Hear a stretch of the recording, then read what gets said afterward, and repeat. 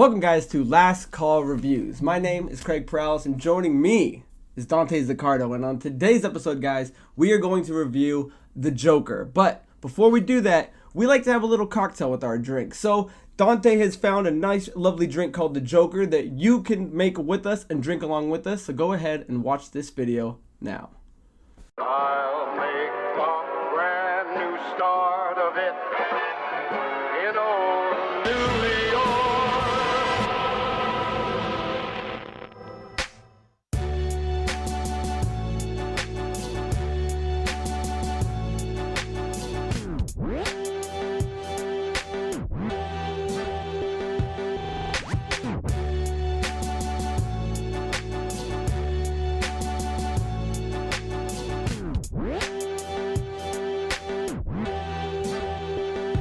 Sweating. I'm leaving today. New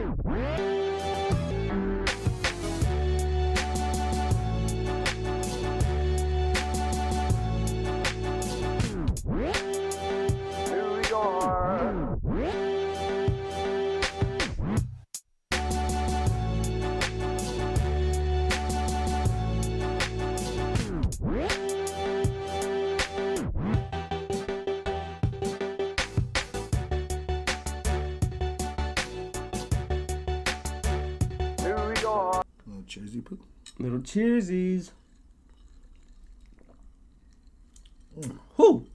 All right, guys, welcome back. We hope you got your cocktail in front of you, or at least enjoying it with some sort of beverage. Now, Dante, before we get into the review, tell me a little bit about the cocktail you found. And you're a bartender. I mean, how does it hold up? It holds up well. It's you would consider it a chick drink. It is a sweeter of the drinks. But All the Harley Quinns out there? Yeah, but it is a bomber. I mean, you saw how I made it. There's a lot of alcohol in this thing. So anybody that skipped past this, what's the main thing in this bad boy? The main thing in it would be the cherry vodka. Whew. Mm-hmm. And then the Midori would be your number 2. Yeah. Do you find yourself wanting to order this at a bar now? Mm-hmm. Mm-hmm. Because we were drinking them the other day in preparation for this, just to make sure it wasn't like a dog shit tasting drink. Yeah. And I gotta say, they go down quite smooth. And I scary. like how you found the 2 Batman glasses I have in the house. Yeah. Yeah. I don't know if anyone can see this one, but it's got my name on it. Present from Kaylin King. So guys, like the video says, we're here to talk about The Joker. We actually just got done seeing it in theaters. To say the least, the movie's a lot to take in on your first going, because it's one thing to watch the trailer and think you know what you're getting, but when you sit down and actually watch this thing, there's a lot of depth in it. So Dante, we're going to cover this in a couple of different little parts. And what's our first one? Story? Yeah, we're gonna go story. So first. why don't you go first? Tell me what you think of the overall story of this movie. Well, overall, loved it. I thought everything about it was really good, and I consider it one of my favorite origins, I want to say. Yeah, damn good. Yeah. So there are parts of it that just drug on a little too much, for my opinion. I mean, you saw it. I think I you was know there. what I'm talking I was about. there. Yeah. I don't want to go into spoilers this early into the show, but to me it drug on a bit. But overall, I thought it was really good. Yeah, I thought the movie really picks up around like the end of the second act. And from the end of the second act to the end of the movie, it's pretty solid stuff. The beginning does a lot of good character build-up, a lot of setting up for it. But like Dante's saying, it goes on a little too much for my taste, but worth it in the end when you actually see what Arthur Fleck becomes. Mm-hmm. And man, is it a twisted fucking story, because they touch on a lot of these themes, like the director was saying and Joaquin Phoenix was stating that how they want to do it like this character study on a character that you can't sympathize or relate with, because his whole thing is based on his mentality, and it's cracked. Mm-hmm. Oh yeah, it was crazy. Just to see the torment that they made his character go through. Oh man, to become who he became was just.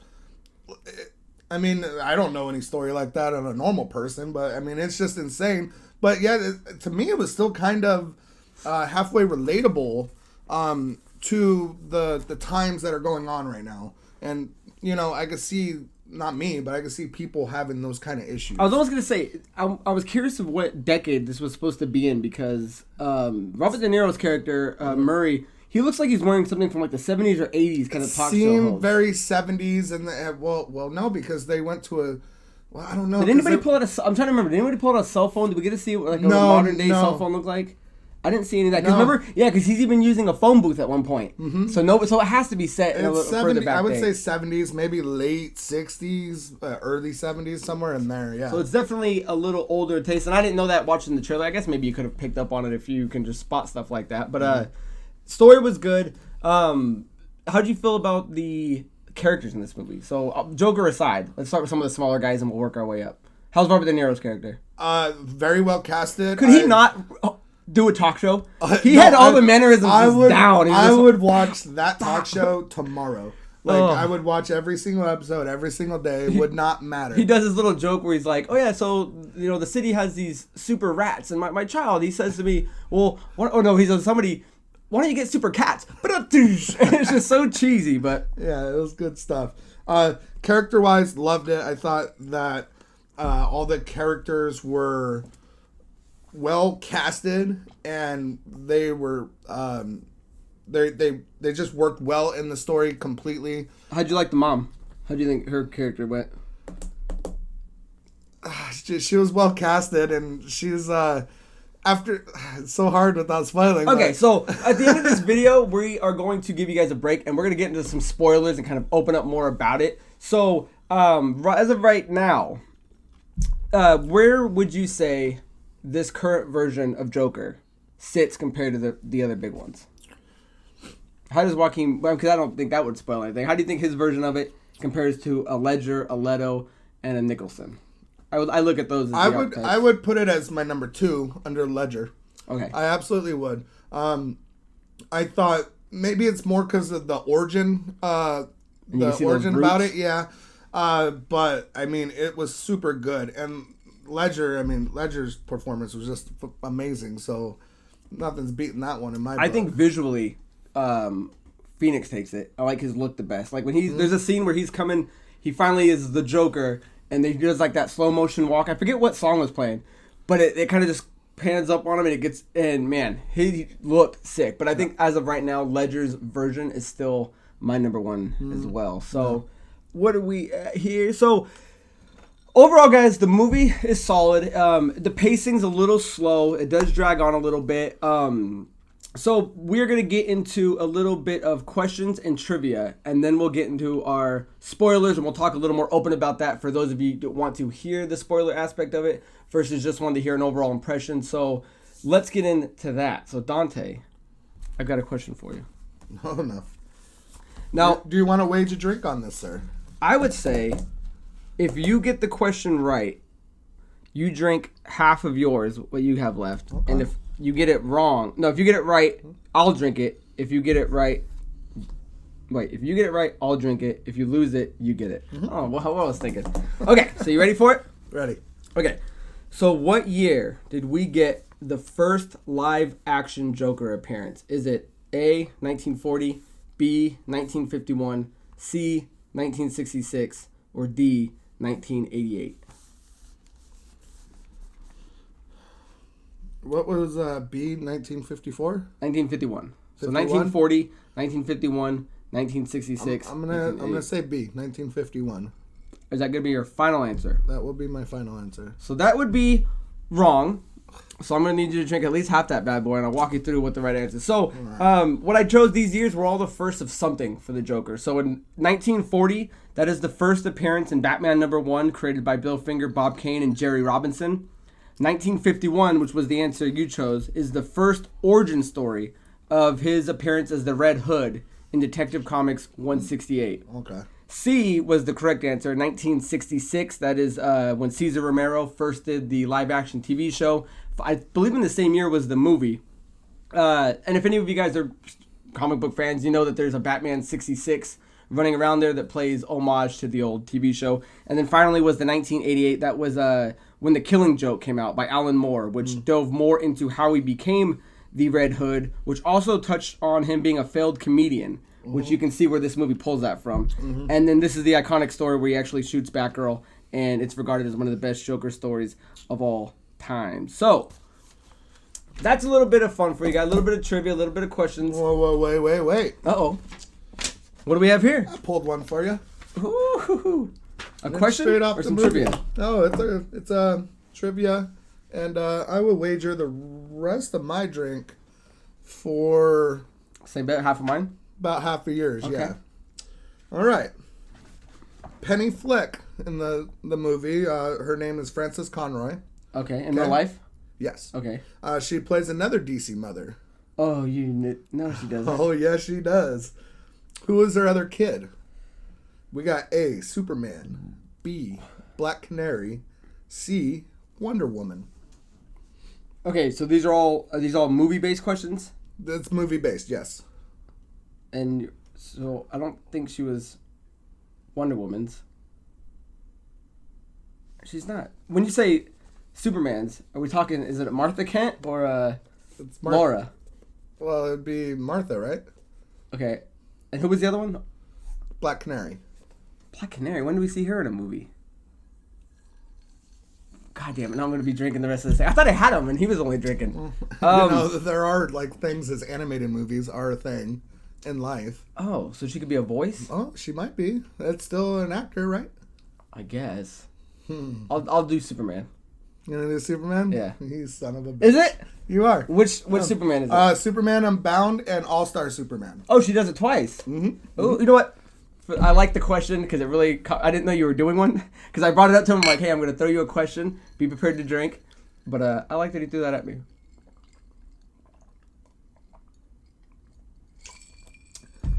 So also, guys, in this film, director Todd Phillips.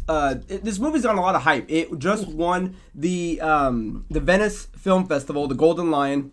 And he had an acceptance speech where he said that he's glad that, I'm paraphrasing, that WB stepped out of their comfort zone to make this movie. Because we got to remember, there's R-rated comic book movies, but DC, to make a rated R Joker movie is something we've all been waiting for. Because you got to remember, this doesn't connect with the universe that's going on right now. This is a standalone movie. Mm-hmm. So the other thing that really stood out is this movie, after its opening weekend and for the adjusted numbers on Monday, just made $96 million, which is crazy to think about because and that blows the record for October. So the movies that were in October that it beat out of all time were Venom at 80.2, the new Halloween in 2018, which was 76.2, was it Gravity was 55.7, and The Martian was 54.3. But the biggest icing on that cake is that its new $96 million box office weekend actually just beat out Justice League at $93 million. So we were talking about it earlier, like it's crazy that a movie that just has Joker, even though he's one of the biggest known characters of all time, scores this $96 million, where a Justice League movie with Superman, Batman, Aquaman, Wonder Woman made 93. So it's just kind of crazy to think about of what comic book movies can do if they do these smaller, independent kind of storylines. Right, and another thing that I feel like these big network or these big movie companies need to start seeing is Deadpool did amazing. Joker did amazing. Like, you got to start going towards that darker, grittier route because not everything's bubblegum. They were actually saying, I don't know if it came to fruition or not, but it was one of the things I was reading, that they were developing a new company that's going to be based on just making DC standalones after the success of what Joker had. So you might have Batman in a new Justice League movie, but they might do a standalone like Frank Miller type Batman, which, if Joker's any indication of what these movies can do, it's very successful. So I wanted to throw this other piece of trivia at you. Maybe I'll save it for the spoiler part because it has to do with a certain character. Okay. One of the other things I want to say though is hats off to Joaquin Phoenix because I don't think we talked about it in his character, but dude, his transformation, and you see it in the trailers, he is just tiny. What did they say? 52 pounds? He lost 52 pounds, for that role. And you can just see his spine. There's scenes where his just ribs are just sucked on it. So crazy transformation. The guy's nuts. Yeah, the only other person we've seen do that is what's his nuts? Christian Bale. Bale, yeah, yeah. For what was it? He did Batman and went into or The Dark Knight and then went into the Fighter. Yeah, well, he did like Equilibrium or something. Got sucked up skinny. Then he did Dark Knight and got big. And then he did went the to the Fighter and got small again. Yeah. All right, guys, we're going to jump into a little bit of spoiler discussion because I feel it opens up the conversation and we don't have to be worried about what we're saying. So we're going to put up a cue card right now. If you guys do not want to hear any spoilers, then skip forward to the time that you're seeing right now, and that's where the conversation will pick up, and we'll give our final ranking for the movie. So as for now, guys, spoilers are ahead. So what's the first thing on your mind? All right, so the first thing on my mind is to really elaborate on the dragging on part. So when the train scene happens where he essentially gets his first kill. Talk openly. Yeah. Fucking shoots motherfuckers hardcore after being beaten the shit out of. Yeah. And he gets his first kill as the Joker. Yeah. And so we go through that and you're like, oh shit, it's about to start. And then it doesn't. It slows back down and it goes to this like weird little thing about because he runs to the bathroom. Yeah. He does the dance. You start seeing this Joker dance that he does. You're seeing him transform into the Joker, which Joaquin Phoenix said in the interview with Jimmy Kimmel that he just randomly did a dance after he heard the song, and that was his way of transforming into the Joker. But once he transforms into the Joker, nothing happens for a while. It kind of dwindled down. But it also leads into this next thing where the imagination part of his head, because there's certain scenes where he completely, they're figments of his imagination. Like in the very beginning when he's an audience member of Murray's show. Yeah. And he gets down there and they talk. He's like, you know what? I wish I would have a son like you. Yeah. Like, that's all fucking nonsense. And then this... he really grasped on wanting to have a dad. Yeah, and this which plays into a big part because you find out the whole story kind of revolves kind of in the middle, in the second act is that Thomas Wayne is his dad. And right away I was just like, oh my God, is this how they're going to tie Joker into being obsessed with Batman? But why is that a bad thing, though? It was at first. And I was reading, I'm like, okay, I guess, but it's kind of weird that he's fucking 30 years older than him. But then you get into this deeper dive where he goes to go see Bruce, which I thought was I almost thought that was fate because it was pretty easy for him to just walk up to this fucking mansion and then touch his kid's face. Yeah. I didn't care for that. And there's no way. But then Alfred comes out and it's like, oh, wait, okay. Yeah, and Alfred's like, your mom was delusional. She made stuff up. Yeah. He goes back and meets Thomas Wayne, which, again, I thought was pretty easy for him to do. That was at this very you would think there would be more guards and shit like that. Yeah, absolutely. And then it comes out he's adopted. So then I like that because it goes back into where this movie kind of was putting a stamp on an origin for Joker. But now we're back into he doesn't know who he is. Yeah, but the thing the thing that I didn't like about the adopted thing is after all that shit happened, how the hell was Joker able to stay with his mom? You know what? I was thinking the same thing. How is she not under care? How was she not in that fucking medical ward? Right. So he's living with his mother. It's him and her. And you find out in the movie that she's fucking nuts.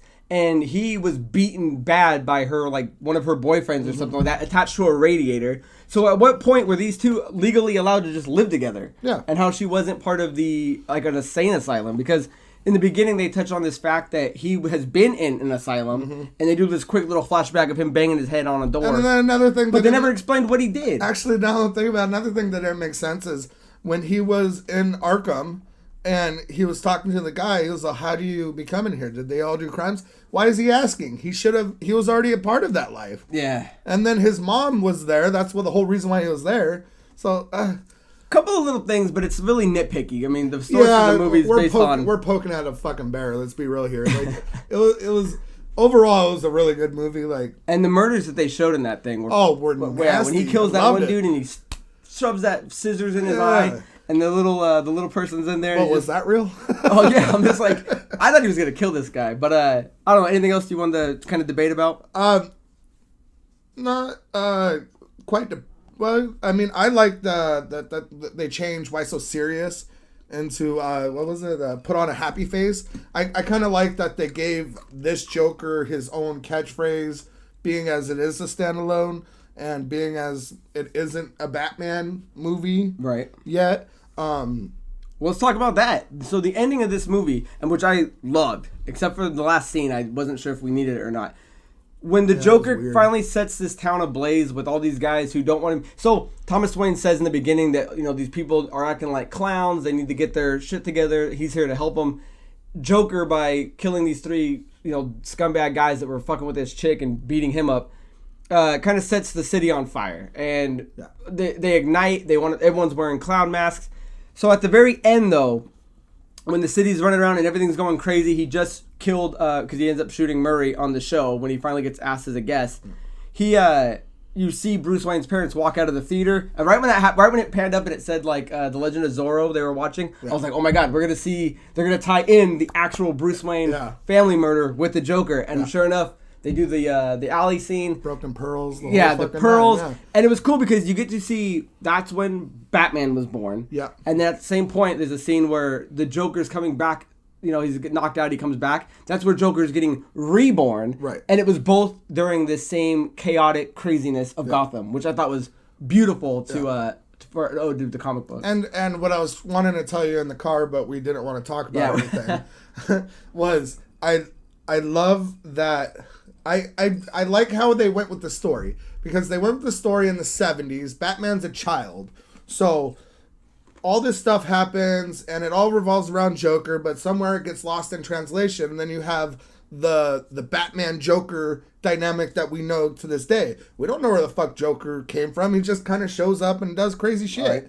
So now we know, okay, he was there, then he was in an insane asylum, then when he gets out, he's over fucking with Batman. Yeah. And we see I like how they did it with the obsession that he now has with them.